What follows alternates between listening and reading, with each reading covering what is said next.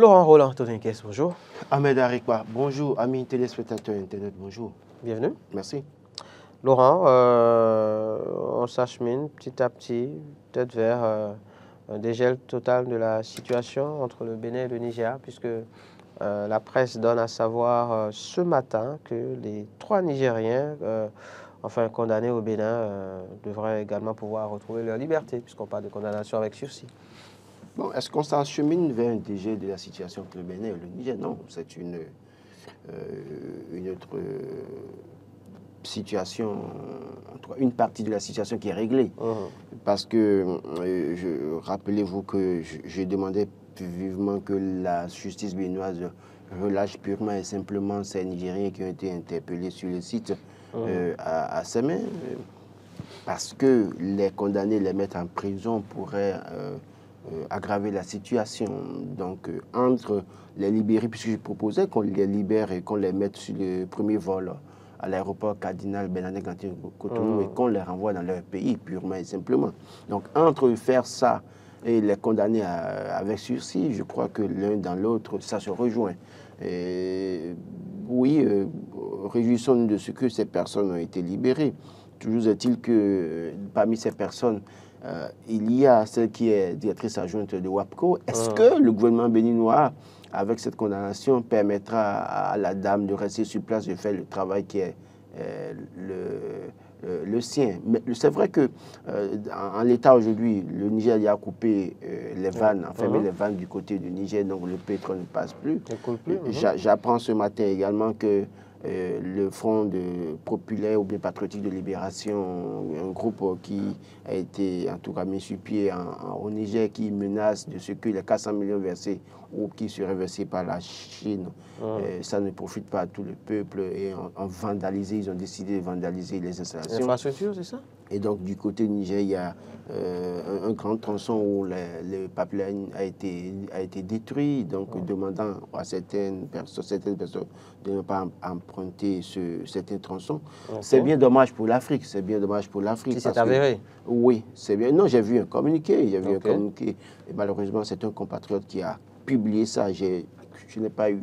En tout cas, je n'ai pas perdu mon temps assez. Je n'ai pas attendu à lui répondre pour dire, même si ça se passait, ce n'est pas au Béninois de relayer ça. Évitons ça parce que c'est à croire qu'on se réjouit. Ce n'est pas bon, ce n'est pas une bonne image pour l'Afrique. Nous sommes dans ces comportements qui ne nous honorent pas. Parce que le pétrole du Niger, ça permettra au Niger de se développer. Et si les Nigériens se lèvent à cause de leurs intérêts, comme quoi ça ne profite qu'à un groupe pour aller détruire les installations, c'est bien dommage pour notre continent. Quand est-ce que nous allons nous développer? Dieu seul sait. Alors, donc, ceci étant, même si les vannes n'étaient pas fermées, cette dame qui a été condamnée maintenant avec sursis, comment est-ce que ça va se passer concrètement pour la suite? Moi, j'insiste sur le fait que nous devons reconsidérer ce conflit, cette crise entre le Bénin et le Niger, trouver les voies et moyens de poser davantage des actes qui garantissent la paix. C'est vrai qu'un journal a écrit un verdict d'apaisement. Oui, verdict d'apaisement, Bénin intelligent, et le coopérant a écrit que la justice béninoise joue sa bonne foi. Joue sa bonne foi. Bon, oui, le paradoxe chez moi, c'est qu'on les a accusés de terrorisme. Et... Enfin, on parle d'intrusion sur le site. Oui, à un moment donné, on a vu... On dit que dans un contexte où il y a des informations donnant à croire que la sécurité serait menacée, il y a matière à forcément s'inquiéter et donc les conduire devant les juridictions pour les entendre. J'ai une pensée pour Rekia Madougou, qui doit faire 20 ans en prison. Bonne journée. On passe à autre chose. Vous voyez un lien entre cette affaire et l'affaire Rekia Madougou? De toute façon, on a parlé de terrorisme. À un moment donné, on a vu comment certains clébés ont relayé abondamment cette information, comme quoi la sécurité intérieure était menacée. Si on en arrive à condamner les gens avec 18 mois de prison avec sursis, je crois qu'on doit avoir une pensée pour notre compatriote Rekia Madougou qui a été condamné pour terrorisme. On ne dirait pas que comparaison égale raison. Comparaison n'est pas raison. De toute façon, j'ai une pensée pour ma compatriote Rekia Madougou. Ce n'est que moi. J'ai fait ma lecture et je dis j'ai une pensée pour Rekia Madougou. Que Dieu la soutienne. Laurent Roland Toninquès, on apprend ce matin, c'est dans un autre registre, totalement. Le baccalauréat a démarré depuis hier. La presse nous apprend ce matin, on reste avec Bénin Intelligent d'ailleurs, qui nous apprend que l'effectif des candidats des séries scientifiques a triplé. Oui, il faut dire qu'à ce niveau, le gouvernement a fait un effort. Qu'il vous souvienne qu'au début de l'arrivée au pouvoir de Patrice Talon, on a pu voir la ministre de l'Enseignement supérieur monter au créneau pour dire qu'il y aura plus d'engagement du côté enseignement secondaire, pardon, c'était le ministre de l'Enseignement secondaire, qu'il y aura plus d'engagement du côté des séries techniques et scientifiques, notamment encourager les filles à aller au niveau de ces séries-là, mais en même temps aussi en mettant un certain nombre de mesures en place pour faciliter la tâche aux enfants. Et donc, si en quelques années, on voit que l'effectif a triplé, c'est une bonne chose parce que malheureusement, nous évoluons sur la technologie inventée par d'autres pays. Et donc, les progrès technologiques, et que les autres, en tout cas, ce que les autres ont fait, c'est ça que nous utilisons. Alors qu'en réalité, nous avons aussi la possibilité de le faire. Nous avons des enfants intelligents, des frères intelligents. Et donc, si on crée les conditions, il est possible qu'un jour, on ait un Béninois. D'ailleurs, un Béninois a réussi à créer un portable, et même si aujourd'hui, il n'a pas la possibilité d'exercer ce qu'il fait au Bénin. Je veux parler de Capo Chichi. Alain Capo Chichi, qui est du côté de la Côte d'Ivoire, a réussi à sortir un téléphone portable avec plusieurs langues à l'appui. Donc, oui, il y a la possibilité que nos enfants créent ça. On a pu voir il y a quelques jours quelqu'un faire du côté du zoo un avion qui a pu voler et qui a pu atterrir également. Il y a tellement de choses qui se passent dans notre pays. Et dans notre pays, aujourd'hui, nous avons beaucoup de jeunes qui réfléchissent. Et donc, si on crée les conditions pour faciliter la tâche à ces enfants, d'aller vers la technique, les séries techniques et scientifiques, je suis sûr que d'ici 10 ans, normalement, on pourrait espérer avoir des gens qui réfléchissent autrement et qui créent des choses pour régler les problèmes qui se présentent à nous. Parce que c'est en regardant les problèmes auxquels font face les populations dans certains pays que les gens réfléchissent à sortir ce qu'il faut pour régler les problèmes. Et donc, par contre, chez nous ici aussi également, nous avons des problèmes. Et je suis sûr que si les gens ont les moyens, les bonnes conditions, ces personnes ou ces enfants vont réfléchir pour trouver des solutions à nos problèmes. On a pu voir des gens, il y a quelques années, il y a de ça 2, 3 ou 4 ans, je crois, des jeunes béninois qui ont créé des feux, qui ont fait des feux tricolores avec le soleil. C'était des réalisations made in Bénin. On a vu quelqu'un qui a fait Hydro-Kéké, vous vous rappelez de cette affaire. Donc, il y a beaucoup de talents chez nous, mais les conditions font qu'ils n'arrivent pas à créer de grandes et de bonnes choses. Quand vous regardez au plan national, au plan international, le Béninois qui a réussi à créer un robot, notamment notre compatriote Naoum, c'est un Béninois quand même, mais il l'a fait. Et ça sert dans les pays développés, en Europe et en Amérique. Donc, je pense, et j'insiste sur le fait qu'il faut faire davantage d'efforts à ce niveau pour permettre à ce que... Parce que quand vous regardez, quand le chef de l'État, aujourd'hui, dans certaines infrastructures, dans certaines réalisations, est obligé de faire appel aux compétences extérieures. Alors qu'en réalité, ici, on pourrait former nos jeunes à faire ça. Il faut qu'avec le temps, d'ici 5 ans, on soit en mesure de remplacer les compétences extérieures que nous avons amenées par les compétences internes, notamment des filles et des fils béninois.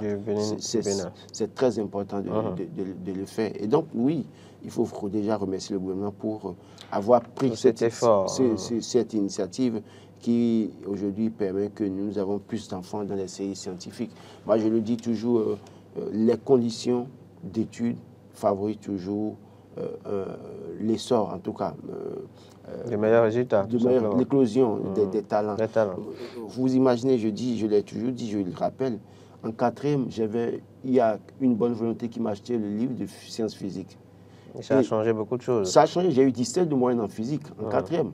Mais en 3e, je n'ai pas eu de livre. Donc, j'ai cherché des livres parce que quand j'avais le livre en 4e, je faisais tous les jours des exercices. Je lisais le livre avant même de venir au cours. Je lisais les cours avant de venir en classe, tout ça là. Et puis, quand on a calculé, je me suis retrouvé à 17 de moyenne. Et ça venait de moi. Et je ne sais pas que j'ai triché. Mais en 3e, à un moment donné, j'avais besoin de documents, mais je n'en avais pas. Et donc, ça a baissé mon résultat. J'estime fondamentalement que si on donne des documents aux enfants, si on crée véritablement les conditions, les enfants vont vraiment travailler. N'est-ce pas? En tout cas, le grand regard sur le sujet écrit également éducation au Bénin, la révolution des filières techniques se précise. Évidemment, c'est à mettre à l'actif du régime de la rupture. Laurent Roland-Antonin, qu'est-ce avec le Télégramme? On va s'intéresser à ce titre. Construction d'infrastructures marchandes. Les 9 marchés de Cotonou ont coûté environ 32 milliards de francs CFA. Oui, c'est une bonne chose. On en parlait hier, on a plus de détails aujourd'hui. On a plus de détails, 32 milliards de francs CFA. Donc nous ne sommes pas économistes pour faire la contre-expertise, pour savoir combien est-ce que ça devait coûter réglementairement. On ne sait pas ce que l'entreprise qui a réalisé les marchés, ce que l'entreprise a proposé. On ne connaît rien de tout ça. Déjà, toujours est-il qu'il faut déjà apprécier l'initiative, il faut préciser les joyaux qui permettent aux femmes d'exercer leurs activités dans de très bonnes conditions. Ça, il faut l'apprécier, il faut l'avouer. Maintenant, quant au coût, oui, au moins pour une fois, pratiquement en tout cas, on a le coût de réalisation des infrastructures. C'est pas pour une fois. Bon, c'est tellement que notre cri a été entendu dans le désert. Notre cri a été entendu dans le désert. J'estime que pour les prochaines fois qu'on nous dise ce que ça a coûté. Ça nous permet de savoir si M. Tantampion vient au pouvoir demain, qu'il ne vienne pas nous dire que les marchés devaient coûter 45 milliards ou 55 milliards. Donc ça permet de faire une comparaison. C'est très important. Il y a le quotidien Le Grand Regard qui se pose une question qui devrait vous intéresser. Après les 9 marchés modernes de Cotonou, ici la rupture dévoilait aussi les autres factures inconnues. Oui, j'ai dit tout à l'heure que notre cri a été entendu dans le désert. On nous a dit que ce qu'ont coûté les 9 marchés. Bon, si on nous disait, si on revenait, le porte-parole du gouvernement... Vous pensez qu'il y a matière à revenir sur tout ce qui a été fait depuis... Mais écoutez, si le porte-parole du gouvernement qui ne voulait pas dire le coût de la statue d'Amazon... La statue d'Amazon, par exemple. S'il revenait nous dire quand même ce que ça a coûté, ça nous ferait du bien. Parce que... Vous pensez que ça permettrait de lutter contre la cherté de la vie? Mais ça nous permet de savoir combien... C'est juste une question. Ça permet de savoir combien ils utilisent dans nos fonds. Parce que c'est notre argent, mon cher. Quand je prends salaire identifié, on ne me prélève pas quelque chose ici pour me faire la crise de l'État. Mais c'est mon argent quand même. Quand je vais acheter, je paye la TVA là. Ce n'est pas mon argent. Je paye, je contribue à l'État. Donc, qu'on me dise ce que ça a coûté.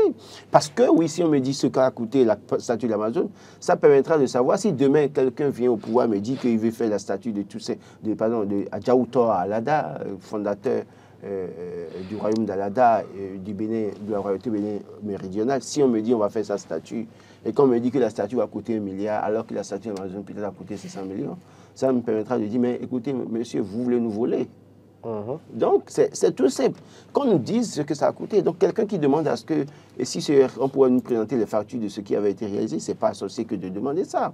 Bon, maintenant, ils vont dire que, bon, peut-être que l'avion de la rupture n'a pas de rétroviseur. Bon, d'ailleurs, l'avion n'a pas de rétroviseur. Donc, la rupture, c'est tellement, est-ce que la rupture va regarder dans le rétroviseur pour nous dire ce que ça a coûté, ce qu'ont coûté les réalisations? Wait and see. Toujours est-il que, même si on ne veut pas revenir sur le passé, à partir de ce moment, que le bon exemple soit de mise, que la reddition de comptes, parce que reddition de comptes également, on a plutôt fait de voir les gens faire le tour du Bénin, parcourir les 117 communes pour dire nous avons construit ci, nous avons fait ci, mais le plus important, c'est ce que ça a coûté, ce que vous avez construit. Et le plus important, c'est de savoir en même temps qu'est-ce que vous proposez maintenant pour régler les problèmes de cherté de la vie. C'est tout simple, ce n'est pas un débat sorcier, ça. Un tour à la présidence de la République avec le matinal. Feu vert pour la nomination des ministres conseillers, la Cour constitutionnelle favorable. Je vous disais hier matin que, sauf miracle que la Cour refuse d'accorder ou d'autoriser Patrice Talon de nommer les ministres conseillers, nous y sommes, vous voyez. Donc, maintenant, c'est une bonne nouvelle pour certains soutiens qui ont attendu 7 ans pour remplacer ceux qui sont... Pour les vrais politiciens qui ont hâte d'aller sur le terrain. Oui, et pour emprunter les mots... Pour faire la vraie politique, la haute politique. La haute politique, voilà, pour le procès titulaire de droit, je ne sais quoi, politique, dont l'université se trouve à Parakou. Loin de l'université de Parakou, bien évidemment, c'est une université ailleurs. Voilà, donc c'est tellement la deuxième université de Parakou, publique de Parakou, ou bien l'université de la mairie de Parakou. Bref, pour dire oui, c'est une une autre, comment vous appelez, un autre tournant décisif de la politique au Bénin. Et je le dis, j'insiste sur le fait, les opposants doivent retrousser les manches et savoir que ce qui s'annonce en 2026, ce n'est pas un jeu d'enfant. Je leur dis simplement, sortez des séminaires à Cotonou, sortez des ateliers de formation, communication, je ne sais quoi, non. Allez sur le terrain, allez rencontrer la population, allez parler aux populations, argument contre argument, idéologie contre idéologie. C'est la meilleure option parce que l'autre a déjà annoncé les couleurs, ce sera la haute politique. Et quand c'est la haute politique, déjà, on a des ministres qui font un travail technique, mais il n'y en a pas mieux qui se retrouvent, qui ont des équipes qui travaillent pour eux sur le terrain déjà. La politique. Mais ces ministres conseillers vont investir toutes les localités du Bénin parce que je vous ai dit, quand vous soutenez un régime et que vous attendez 5 ans, vous n'avez rien. Vous attendez encore 3 ans, vous n'avez rien. Et quand enfin, on vous donne la chance, les gens là seront redoutables politiquement parlant sur le terrain. Ils seront prêts à tout. Ils seront prêts à dire, à renier même leur père, leur mère, pour dire qu'il faut... Non, mais je vous dis, vous allez voir dans quelques jours. Ce que je dis, c'est du banal. Mais c'est que vous allez constater, parce que les gars ont attendu longtemps. Enfin, on leur donne une chance d'être ministre conseiller. Ils seront bien payés. Ils auront un véhicule de fonction. On va les envoyer sur le terrain. Vous pensez que ces postes de ministres conseillers sont en quelque sorte de lot de consolation? C'est ce que vous lot de consolation, et ça va faire que les gens vont se déchaîner, je vous assure. Vous allez les méconnaître sur le terrain. Ils seront prêts à dire tout le temps, quand François Marie, que Patrice Talon doit faire 3e mandat. Attendez pour voir. Et là, c'est les opposants qui ont du pain sur la planche et autour de la planche. J'ai entendu, je vous ai entendu dire, enfin, parler de 3e mandat pour le chef de l'État, c'est ça? Non, mais je vous dis, les gars seront même capables de vous dire ça, et vous devez supporter ça. Parce que pour eux, ils ont attendu 8 ans. Attendez, ils ont attendu 8 ans, oui. Il reste 2 ans. Oui. Quand ils vont goûter... De sorte à rester, c'est ça? Et pouvoir continuer à profiter de vous pensez de quoi? Ça? Quand les gars vont goûter à ça, attendez 1 mois, 2 mois, 3 mois, vous viendrez me dire que Laurent, vous avez bien vu. Dans un contexte où le chef de l'État a clairement dit qu'il ne remplira, enfin, qu'il est à son tout dernier mandat, donc le second. En plus, justement, au niveau de l'opposition, on sait que le Parti des démocrates, justement, a déposé un recours contre la première dame pour des propos tenus... la vice-présidente. Enfin, la vice-présidente, pardon, pour des propos tenus lors donc, de cette tournée gouvernementale. Quand Corvi a parlé du 3e mandat, la Cour a dit quoi? Rappelez-nous. La Cour a dit clairement qu'il n'a pas violé la Constitution en disant ça. Je n'ai pas dit que c'est Patrice Talon qui dira qu'il veut faire 3e mandat. Je dis ces gars qu'on va nommer ministre conseiller là, et ces hommes et ces dames-là seront capables de vous dire qu'ils sont d'accord que Patrice Talon fasse 3e mandat, parce qu'enfin, si le 3e mandat passait, ça leur permet d'être au beurre tout le temps, jusqu'au-delà de 2026. Non, même au-delà. Même au-delà. Donc, je ne dis pas que c'est Patrice Talon. Patrice Talon même a dit qu'il ne fera pas 3e mandat, qu'il va partir. D'accord, c'est une promesse, et les promesses politiques n'engagent que ceux qui y croient, parce que tout peut arriver politiquement parlant.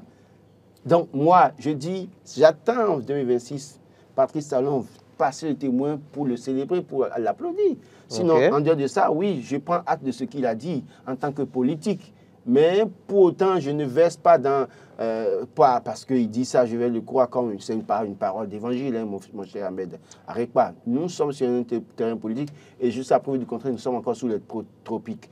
Et donc, ça, il faut faire attention. Il faut y croire, mais en même temps, peut-être rester un peu sur ses gardes pour dire tout peut arriver. Tout peut arriver. Alors donc, ces ministres conseillers, ne soyez pas surpris que ce soit des gens... Est-ce que vous avez justement, enfin, vous pensez à des gens en particulier?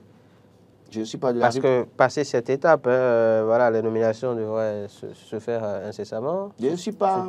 Je ne suis pas... oui, des noms. Je ne suis pas de la... Vous faisiez allusion à un professeur titulaire de chaire politique. Non, il peut être... Non, tout comme celui qu'on a reçu la semaine dernière, Shaki Ouamoussou, qui n'a pas clairement dit s'il est un fanatique ou soutient clairement de Patrice Talon. Non, mais il a dit. Il est fanatique. Non, il a dit qu'il est fanatique. Voilà, donc, je ne suis pas surpris de voir que... Parce qu'il y a des réalisations concrètes, justement, à Soava et au-delà. Vous savez bien, très bien que le jour là, parce que j'ai vu un interview dit que Shakirou Amoussou m'a cloué le bec. Je voudrais s'il veut bien, il n'a qu'à me contacter. Je lui donnerai le contact de Shakirou Amoussou. Il va demander à Shakirou Amoussou si en réalité il m'a vraiment cloué le bec. En réalité, ce qu'il disait, il y a des choses qu'il disait qui n'étaient pas justes. Moi, je ne voulais pas perdre mon temps à tirer. Bon, de toute façon, il n'est pas là, on ne va pas donc bref, pour dire quoi, quand il dit à 87 salles de casse contre Soava, allons vérifier. Ça, c'est un débat. Mais je dis, bon, c'est un... Vous pensez qu'on ment finalement aussi dans le camp de la mouvance présidentielle? Bon, c'est vous qui utilisez les... Enfin, je vous demande, parce que vous dites que c'est faux, que ces chiffres ne sont pas vrais. Mon cher Ahmed Arekpa, vous êtes directeur de... Et je vous ai demandé... Attendez, vous êtes directeur de Diaspora FM. Oui. Je voudrais vous prier, à la descente de votre plateau, de commettre un journaliste qui ira à Soava pour faire une enquête sur le terrain.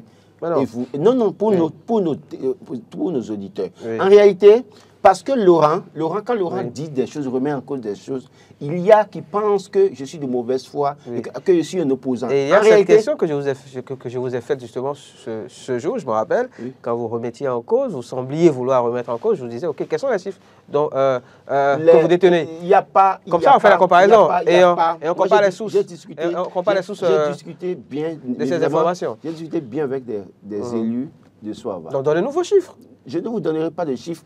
Parce donc, de quoi parlons-nous?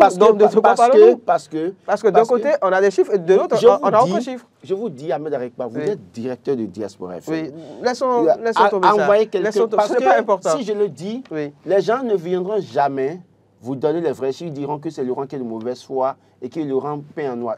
Encore que, sur le même plateau, toutes les fois, j'apprécie le même gouvernement. Et quand ce n'est pas bon, je dénonce. Mais on estime que je suis de mauvaise foi. Donc, je ne vais plus perdre mon temps sur ces trucs-là. Le peuple...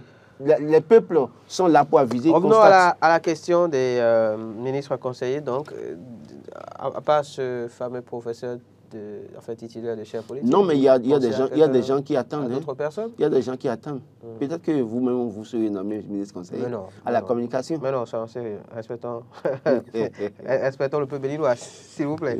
Non, moi, nous ne sommes pas vendeurs et nous n'avons rien fait pour. J'estime qu'il y a des gens qui sont des déchaînés ou bien des fanatiques politiques et actuellement on a besoin d'eux pour la pérennisation des acquis de la rupture, on a besoin d'eux pour la continuité des actions en tout cas et permettre à ce que le dauphin passe ou alors d'autres stratégies qui seront mises en œuvre passent facilement et donc ce n'est pas n'importe qui va occuper ce poste de ministre conseiller. Je suis sûr que quand vous aurez les profils, vous vous rendez compte qu'en réalité c'est vraiment la haute politique annoncée par le professeur titulaire.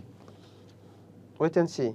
Démantèlement d'une pharmacie clandestine à Diawere, Laurent Roland Tonekes, la police saisit 193 kg de produits pharmaceutiques contrefaits. C'est le coopérant qui en parle. Moi, je ne comprends pas les Béninois. Hein. Pourquoi est-ce que vous passez votre temps à faire ce qu'on interdit? Moi, je ne comprends pas. Et puis après, vous subissez. Dans cette affaire de faux médicaments, quand on vous chope, c'est difficile de régler ça. C'est-à-dire, on vous fout en prison et la criette ne vous fait pas cadeau.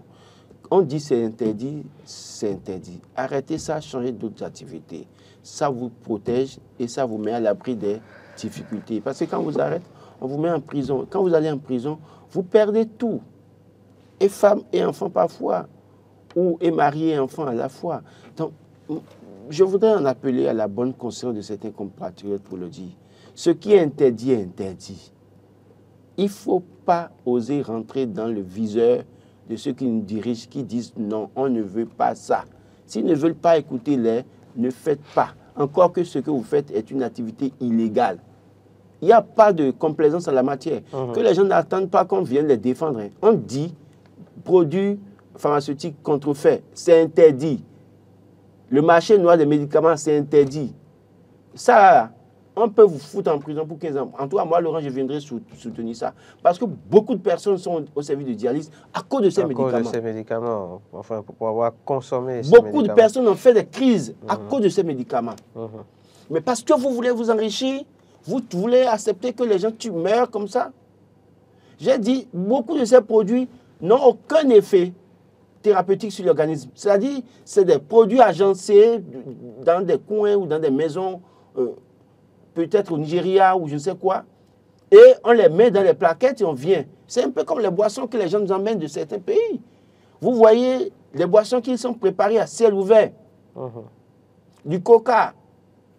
On vous amène ça.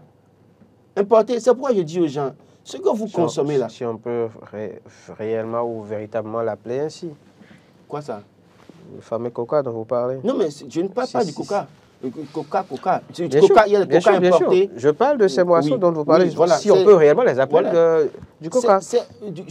L'autre, même là, c'est Malta. Les gens adorent ça. Mais écoutez, allez voir comment les gens préparent ça à ciel ouvert du côté de l'Est du Bénin. Et ça tue. Parce que quand vous prenez ça, ça fait des dépôts. Insuffisance rénale revient. Dialyse, parce que vous n'arrivez pas à uriner. Après, on vous dit que, bon, voilà, votre rein est bloqué, et puis des trucs comme ça. Pendant que en réalité, moi, en tout cas de ma position, on doit commencer par interdire l'importation de certaines boissons qui sont déjà produites au Bénin. S'il y a des entreprises qui produisent déjà le Coca-Cola au Bénin, pourquoi on autorise l'importation du Coca, par exemple, du Nigeria? Pourquoi? Peut-être pour justement faire face à la demande.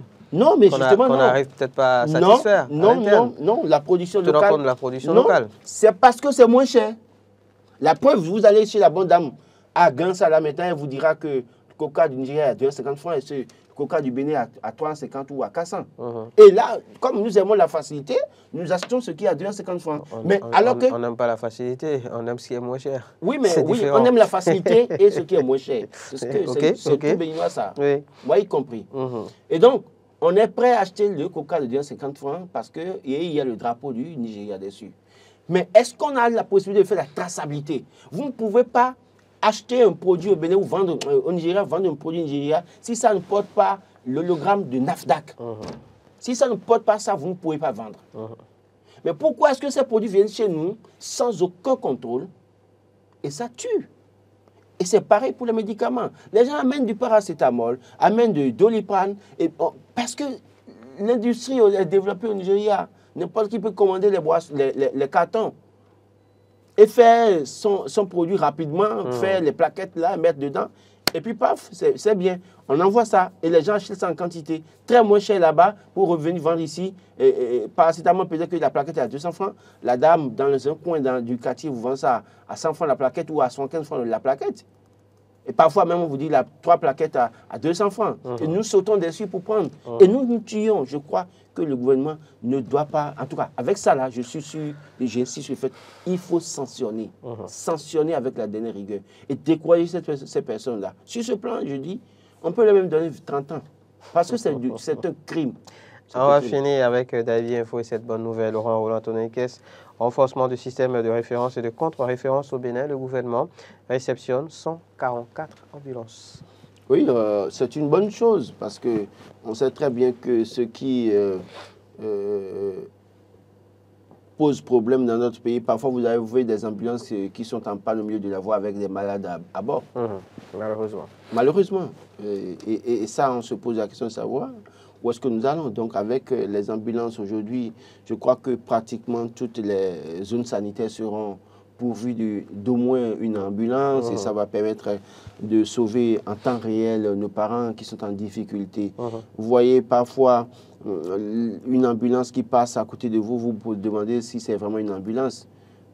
C'est pas encore ça, quoi. Et avec ces ambulances que nous avons maintenant, je crois qu'on va pouvoir fournir un service de qualité. En termes de soins de santé.